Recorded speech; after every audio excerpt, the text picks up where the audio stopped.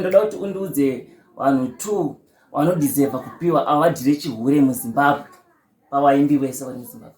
Me and Jah Prayzah.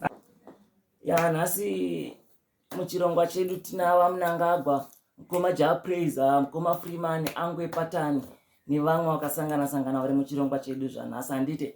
Saka kana uri munyowani kusvika panapa paFree Dr. ZW account nokumbirawo munosubscribe, munotifollowa kuFacebook page yedu inonzi Free Dr. ZW, nekuTikTok nekuInstagram, handiti ndizvo? Saka takupinda zvedu muchirongwa chedu, tine makwesheni atichange tichibvunzana. Ndotanga nemi waMunangagwa. Ko munoti kudiko waMunangagwa nevanhu vanokuvengai? Avanotivenga ngavativenge, vachazvimbigwa nokutivenga, isi tinovaka nyika yokwedu. Muri raizeri uya anorwarawo.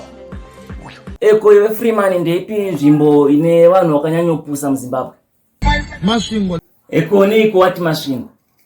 Masvingo totibonda tifire Mujolo. Sezvo topic yedu tamboti paya topic yedu ndeye Mujolo pandemic, handiti? Ndeupi mubvunzo waungada kubvunza kune vanhu vari kuzviuraya because of Mujolo? Unozviuraya mumwe munhu wai. Ndeipi dziviriro yaungada kupa vana veZimbabwe kuti vasazosvika pakuzviuraya because of Mujolo? Tengasamende wese mumwoyo mwada Mujolo. Usanyanya kuspaisa kana wamuda. Ndoda kuti undiudze vanhu 2 vanodeserva kupiwa award rechihure muZimbabwe pavaimbi vese vari muZimbabwe. Me and Jah Prayzah. Alright, thanks. Chienda unogara pasi zvako. Ko ndeipi